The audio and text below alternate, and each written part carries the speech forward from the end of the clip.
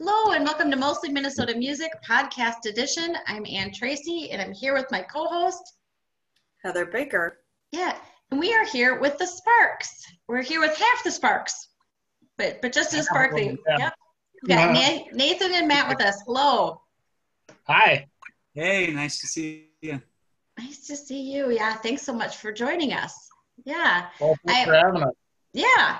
We want to ask a little bit about you guys and about your band. I think I saw you guys once, but what I really haven't been enjoying is the video that you put out a couple weeks ago. Oh, yeah. My sense of time in COVID is not the best. It could have been yesterday, it could have been a month ago, but it was recently.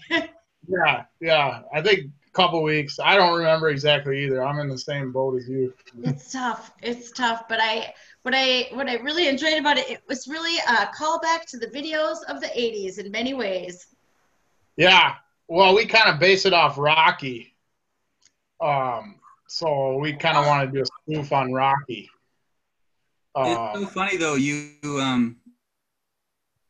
mentioned in your review that was it a Pat Benatar video? Yes. And it's not something I've seen before, but there's a total similarity. Yeah, we'd never heard of that, but we thought that was hilarious. No. Yeah. We thought that was pretty cool. I like no. Here, Ashton Kutcher, where are you? I'm like, you really? That is it. The scenes are so similar because you guys kind of walking down the street in the Pat Benatar. Really? Totally. Heartache to heartache. Okay, I'm not going to try to sing it because that would be. That's funny. Yeah. Well, because I might have heard that song on the radio, but I never seen that video. So yeah, we were kind of thinking I rewatched the Rocky movie, and so we stole a lot of the shots from that.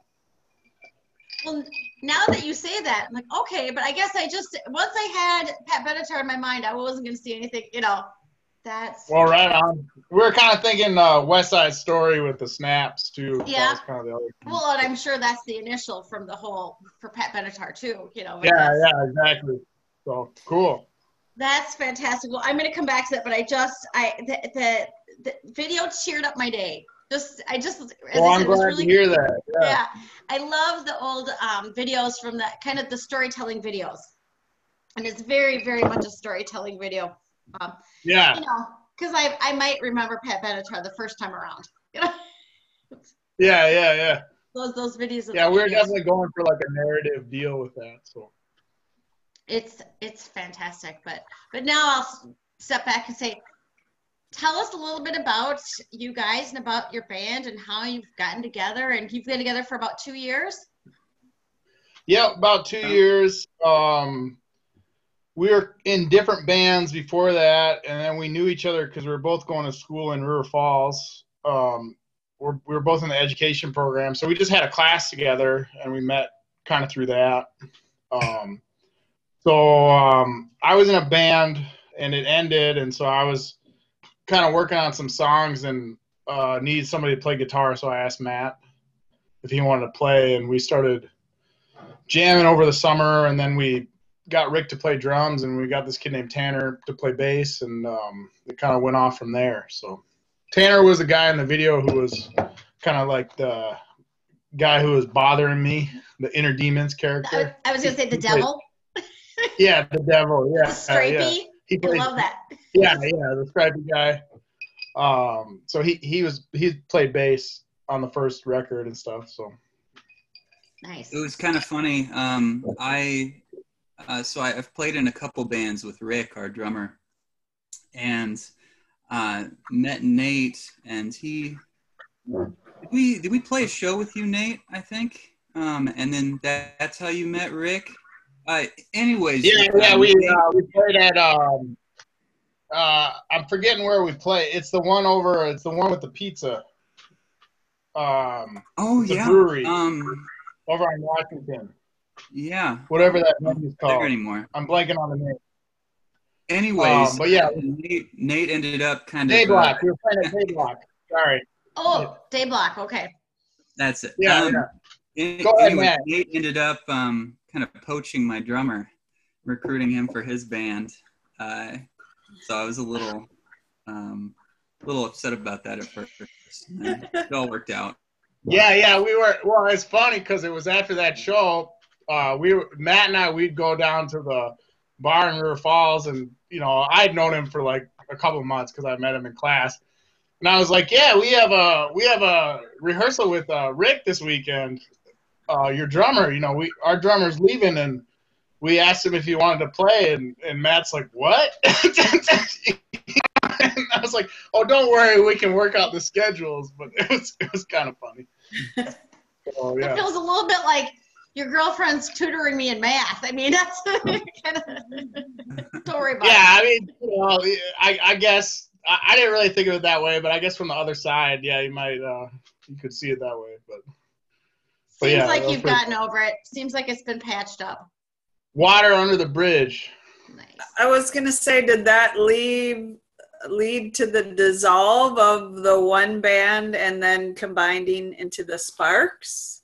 No, the other band, it just kind of ran its course, and I think people are busy, and so some of the other guys in that band didn't really want to keep playing, and I kind of wanted to, so it just, that kind of just went the way a lot of bands go, and so I was just kind of, we don't play any of the, I want to write some new songs and just get a new kind of a group going.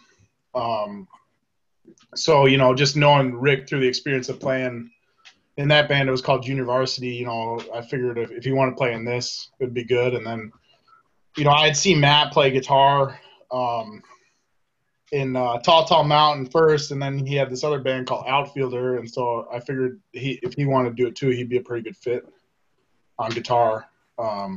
So that's kind of how it came into being.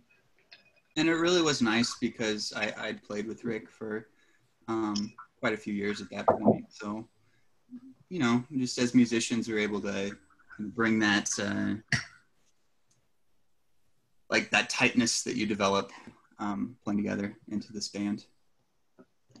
Yeah, it was a really smooth, it was kind of same for me. It was a smooth transition because I was just used to playing with Rick. And once you get used to the drummer, everything in a band's kind of built around the drums. So you got to have a good drummer in a band.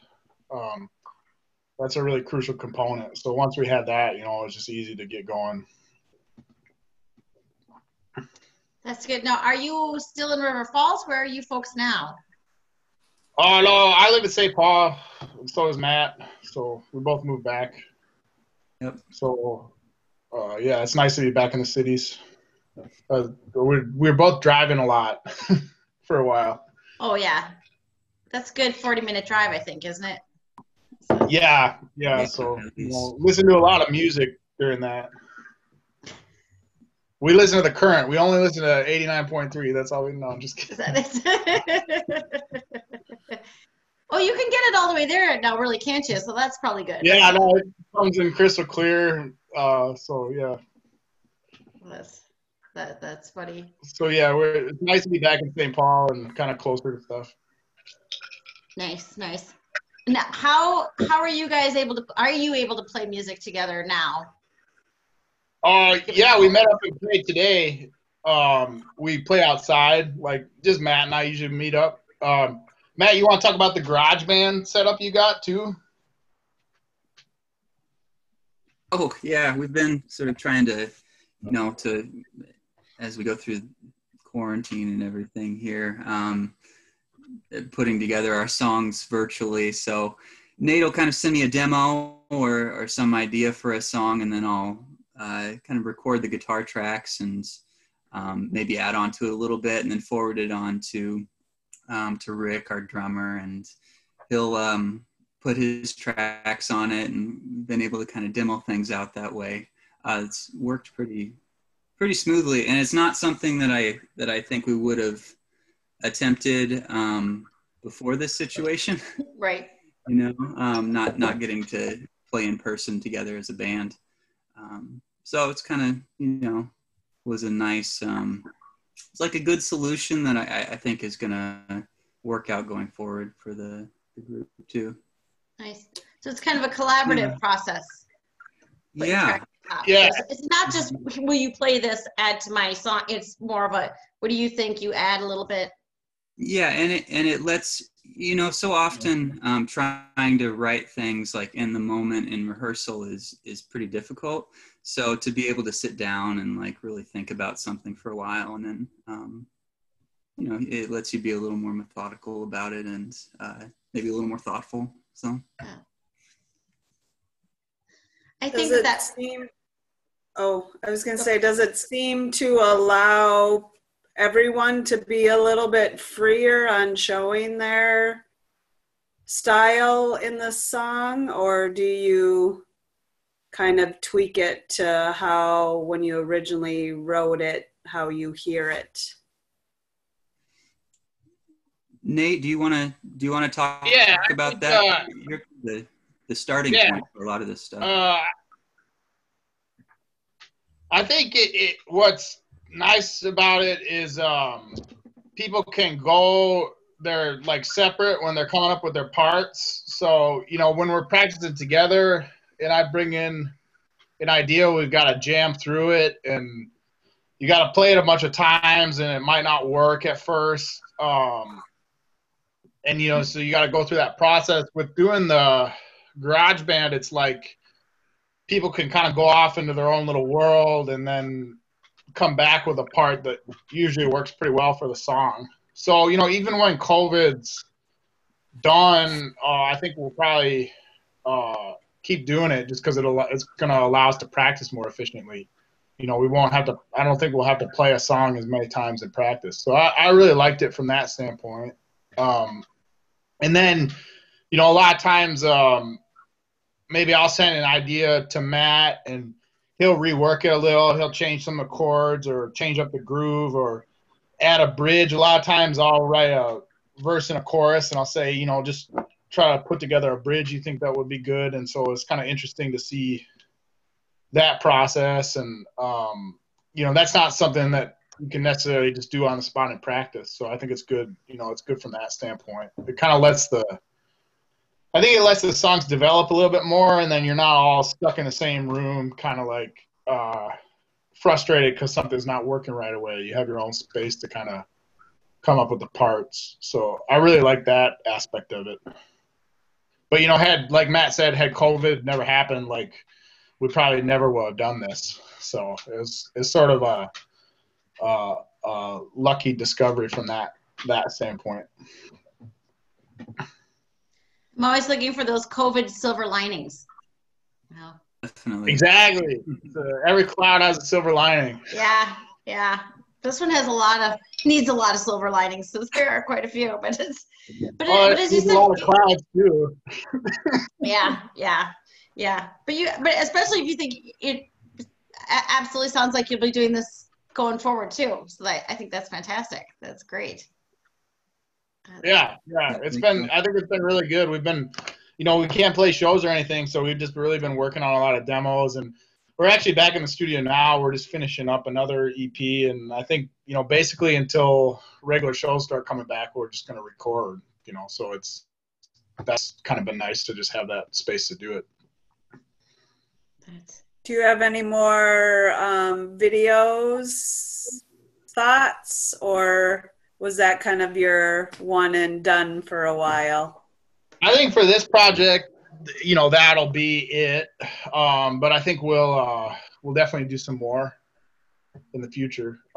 We worked with Tanner and then his buddy Sam Studer. They have a production company called Double Dog Dees Productions. So they do a lot of like comedic, 5-10 minute videos, sort of short parody videos. So they're really fun to work with, and they kind of know how to do it on the cheap, but also make it look pretty good.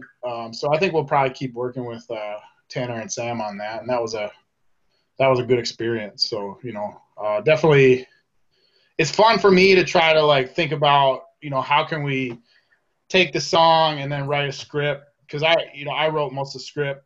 How can we translate it into a video? And you don't have a huge budget, so you can't do what they're going to do on MTV and make that look convincing. So it's like how do you limit with your limitations pull something off that still does okay. So for us, I think doing the parody stuff is good because it doesn't have to look quite as crisp. It can kind of look goofy, and that kind of adds to the comedic element. So that's something that we worked with this time. I think next time maybe we'll try to do something that's a little bit more serious, and that'll be a good challenge. But working with Tanner and Sam was really fun on that. So check out Double Dog Deast Productions. They've got a YouTube channel, and they've got all sorts of videos up there. So they're all pretty funny. Do that. So there's something so touching about that video. So I'm gonna ask one of you to kind of tell the story of the video, and I'll include the video on the website where we have. And I know we already did a post about it, but so people can watch it as you talk about it. But I just interested how you came up with the. I get watching the Rocky, but how you came up with so much of it. It's just. So if you were to just storyboard it, tell folks what happens in the video. Yeah. So it's about like somebody who just got out of a failed relationship, and they're kind of feeling like they can't, they're not going to get past it. They're not going to meet anybody new. Typical fears. They sabotage everything, and so it's like I wake up in my apartment and I'm very hungover, and then I'm haunted by this other character that Tanner, our bass player, played. And he's called Inner Demon. And so I'm trying to like go through my daily routine, and he's basically reminding me in different ways that, all I do is sabotage the relationships. But then the Rocky component comes in. Tanner also plays this character that's kind of like the trainer in Rocky, Burgess Meredith. And it's like he's going to get me back into shape and back into a mindset where, even though you screwed up in the past relationships, the new ones might go better. And so we kind of use boxing as a metaphor for, getting back on your feet. And it just kind of fit with the title. The way we kind of got to that was the song, I wasn't really thinking about any of that when I wrote the song, but Mean Streets, kind of, for me, I kind of picked that as a title because it sort of conveys how parts of being in love and falling in and out of love, you have to be tough, and you have to be kind of responsible for yourself, and the song's kind of funny. The song already had like a comedic element to it to begin with, so that kind of fit in with what's funny about the video. But it's also kind of serious too, in the sense that it's like when you're going through breakups and you're trying to get back on your feet, it's like it's kind of your responsibility to take care of yourself, and you can't really rely on other people, and kind of suck it up and move forward at some point. And so it kind of the whole boxing thing, and so at the end I fight the Inner Demons character, and we kind of have like a boxing match. So that sort of became a metaphor for that process of like just getting back on your feet and moving on with your life. But I think Mean Streets, I like both Matt and I really like Martin Scorsese movies a lot, so he did that movie Mean Streets, and so that's probably why the title was kind of just moving around in my head, and it just kind of worked for what I was trying to do with the song. It's interesting how you just get a phrase and it just just conveys a lot. Like it just has a certain like set of connotations and meanings and whatever, and that's part when you're looking for that hook in the chorus. You want a big, strong phrase like that where you can just say it and something will come to mind for people. So I think the message is good, and I just think, as I said, it delighted me at a time when not a lot delights me right now. Well, I'm glad to hear that. Yeah. Well, you know what I mean? I mean, obviously just due to what we're all dealing with, but but I was like, oh, I think I enjoyed that. I think it was a little break for a minute. It was good. I think it's a good song for the COVID context, and a lot of people I think are kind of dealing with stuff like that. So it was cool. We got a good reaction from the video, so a lot of people said they liked it. So it was cool to hear that. Good. That's good. Well, that's nice to have friends who are able to help you do it. Yeah, for sure. Yeah, it was great working with those guys. So what kind of stuff are you working on now? Are you finding that that COVID is having an impact on the kind of music that you're writing now, either lyrically or musically, or? I think more in the process, less. I don't know. I just kind of write what. Uh, yeah, I don't think not as directly in the writing, but I think more in the process and more. I feel a little like usually we're working on these songs and we get to play shows and go out and share them with people, and there's something cathartic about that. And I miss playing live music. I miss we play at 331 a lot, and so I guess I feel like we're working on some stuff and I'm excited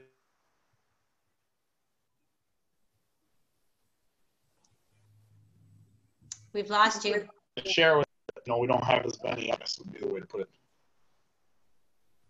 You know what, Nate? I'm going to ask you to just to repeat what you said, because we've lost you, which means we're probably going to lose you on the archive too.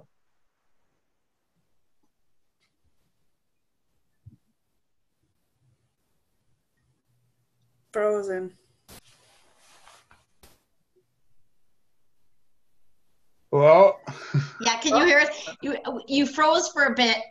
So okay. Yeah. Sorry about that. Yeah, you were saying it's the beauty of the impact of COVID is more in the process, you were saying, than yeah. So yeah, I don't know, Matt. What do you think about that? I mean, just it sounds a little silly, but just being at home so much more. Like I'm a teacher, so I had, we were teaching from home from the end of March to the end of the year. Yeah. And then I had summer break, just home all the time, and I just had so much more time to like listen to music, and just really like I've been listening to tons of Neil Young, like really digging into his catalog, and been really listening to his guitar playing. And I, trying to emulate things like that, and just pick up just absorb other great songwriters, I guess. So yeah, being able to so much of writing songs is just like listening to other music that you love and trying to, figure out what you like and what you don't like, and create something from there. So just trying to take in a lot of the raw material, Yeah. See, I'm different. I only listen to music when I'm in the car. I haven't really been. I just watch. I've been watching Game of Thrones. I burned through the whole thing in about a week, or about a month. So Matt's been more diligent than me. So kudos to Matt. Well, and I'm hoping that the music won't suddenly take a Game of Thrones turn, or particularly the videos. I don't want to see any videos that are Game of Thrones. I think we're hoping to corner we're hoping to corner the Renaissance fairs and stuff when they come back. Yeah, we're gonna write a bunch of kind of bard like stuff. It won't be like the last season though, because nobody liked the last season. So we got to give the people what they want. Exactly. You can test that out, because I just heard that the Renaissance Festival, they're going to do a drive-through like the State Fair did. Oh, really? Okay, yeah. Well, maybe that we'll have to see how much that pays. Yeah, exactly. I think you hold out a cup. It'll just about pay off the court jester costume you might want to wear for it. I think that'll be done. Okay. Yeah. I think that'd be worth it. Your Spanx and tights there. Maybe that's our next music video. Yeah. Yeah. Costumes, definitely. Yeah. Can you? I love the song "Empire of Clowns," and of course, we sort of know, or I know what you're talking about. But can you tell us a little bit about that song? Yeah. That's just kind of about the Trump era and kind of living in the chaos.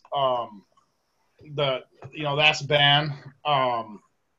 I kind of, I want to write a song about that for a long time. I had that phrase kind of in my head, and there were a bunch of different versions of that song that kind of sucked. I couldn't get the hook to work, But I was listening to Nick Lowell a lot, and he's got that Every Day I Write the Book.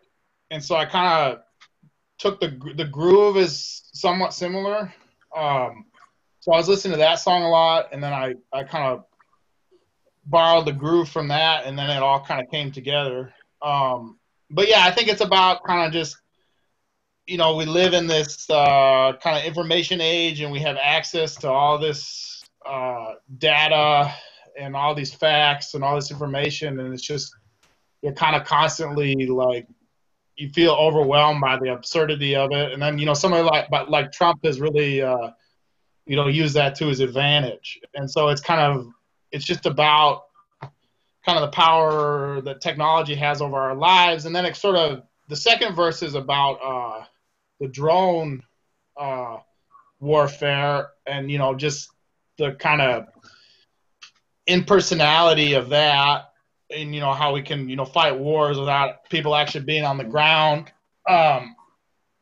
So it's written from the perspective of somebody who's piloting the drone. So I just thought that was interesting because we feel detached from social media and Twitter and Instagram and whatever, and Trump is very much a figure that's present on those platforms, but then also what we're doing with the drone warfare technology, it's also a very detached thing. And so it's just, to me, that was interesting. And so the first verse is about Trump, and then the second verse is about the drone program. And, I see them as kind of connected and being kind of part of the same problem, just, how detached everybody is as a result of technology. And you just feel, you feel really alienated in that process. Either you can be alienated just waking up in the morning and looking at social media, or if your job is to work for the CIA or Department of Defense and pilot these drones. I've read some articles about that, and these people, even though they're not participating physically in the battle, they still have PTSD and are really haunted by the fact that they're looking at a computer screen. It looks like a video game. It's kind of like that. I read that book Ender's Game way back in the day, and it's kind of like that. It's like you're playing a video game, but it's actually resulting in people losing their lives. So I kind of thought that whole idea was interesting, and the song is kind of about that. So.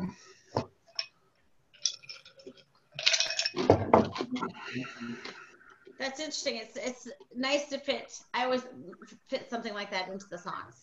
I think music is a great way to convey information and tell stories. I think in a way that people can take it in. Yeah.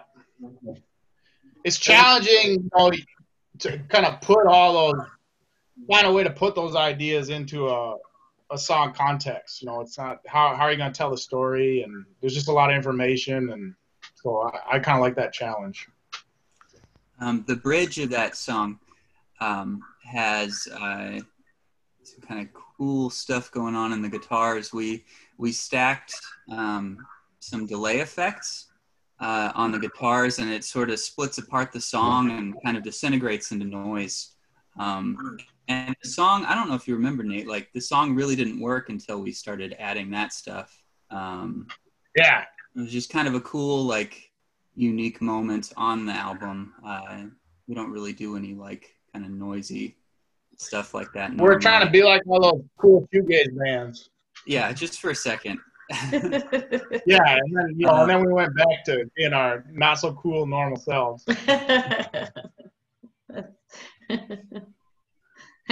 I am a big fan of noise, so I always like a little, which is often the kind of music you can hear at the Khyber Passes.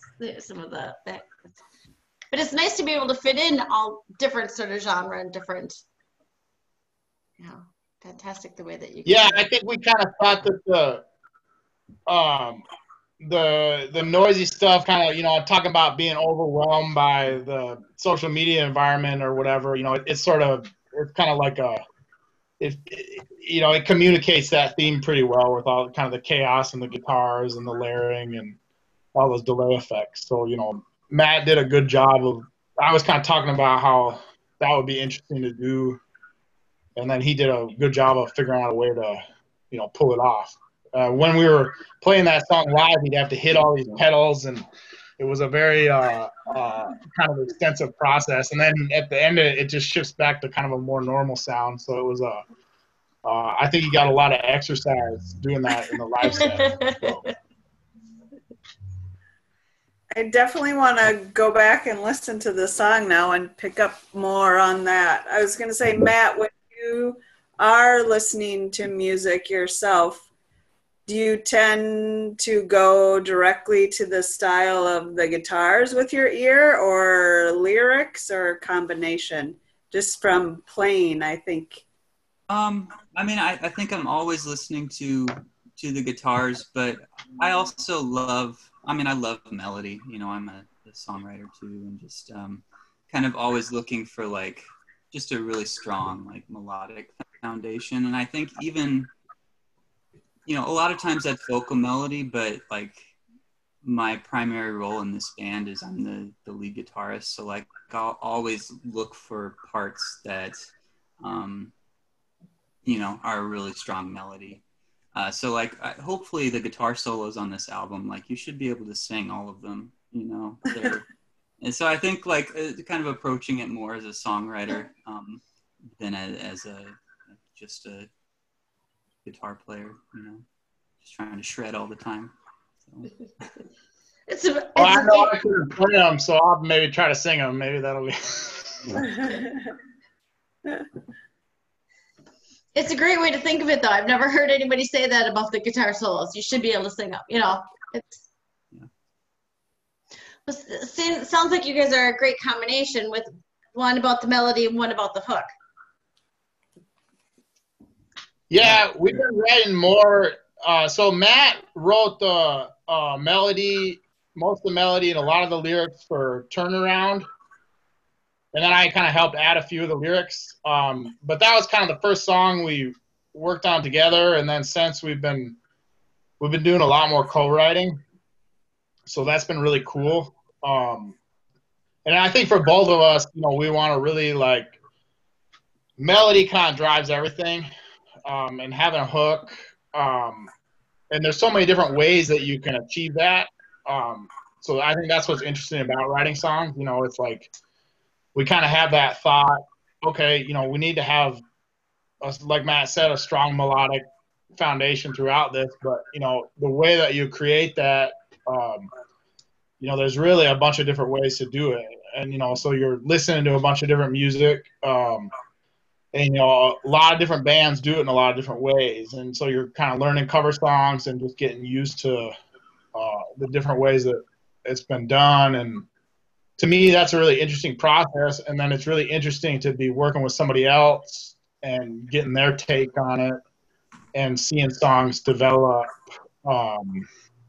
based on that. So I think, the stuff that we've been working on, that, we haven't put out yet, it's got a little bit more of a composed quality to it. It sounds a little bit more deliberate. I think this album work, and it's fun to do it this way too, but we're just kind of like a garage band in the basement, and it's kind of rough and rowdy, and it kind of has that vibe.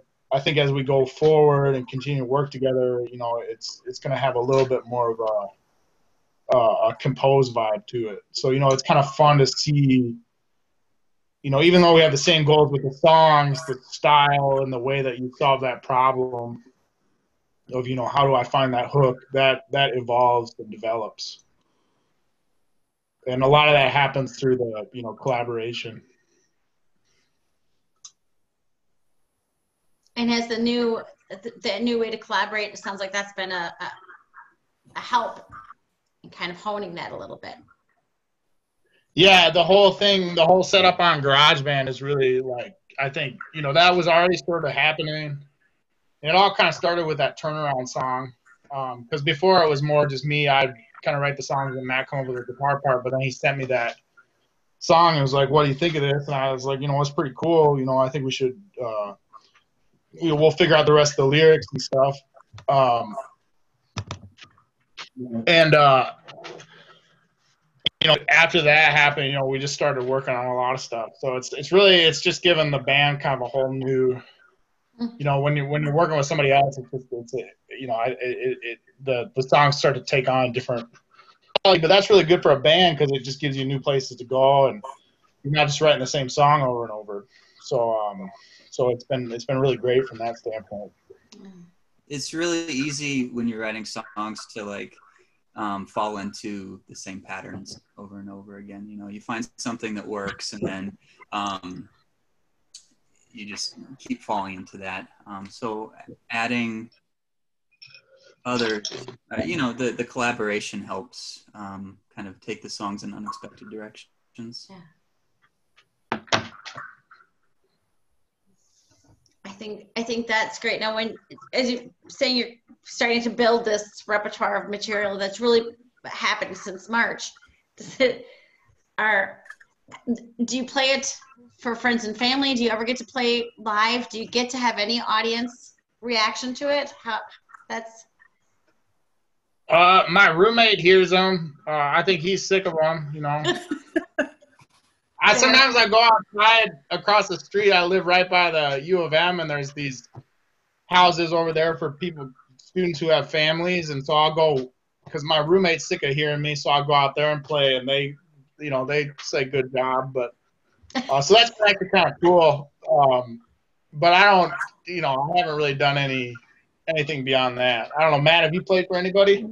We've been practicing at the park a lot, so just people in the park. Yeah, today there were some LARPers at the park while we were practicing. Yeah. So I think they were kind of focused more on what they were doing, but yeah, I don't know. I miss playing live, but for me, I don't know, the whole like live stream stuff. I guess I haven't really tried it or anything. I put a few songs up on the Instagram, like I just did phone recordings. I was doing that for a while, but I kind of got out of that. So maybe I'll start doing that again. But we've been kind of busy work, so that's really what we've been putting on. And so that's what I'll say. We record with this guy, Jeremy Kafornikis. He's got this place called Northern Song Collective. So we kind of go over there. So I think he's really been the audience, and he's mixing everything, and he's excited about the song. So it's been fun to work with him. So I think he's talk about people we've been playing for. It's been mainly him. So just going to the studio and working through that process. It sounds to me like working without a net in some way, and in a very exciting way. Like the first time that you're able to present this to people will be the first time you've presented it to people, whereas you've said normally you might workshop a little bit, or at least have played in front of audiences and know. Exactly. It's interesting too, because like the songs that get the big reactions live are not necessarily the songs that people, when they listen to the album, sometimes it's the same, sometimes it's different. So it's all kind of, I think, determined by the environment. So not playing live, I think, changes your mindset, because you're not necessarily, I like to play all the songs, but I think I get a little biased to the ones where I see the people are more into,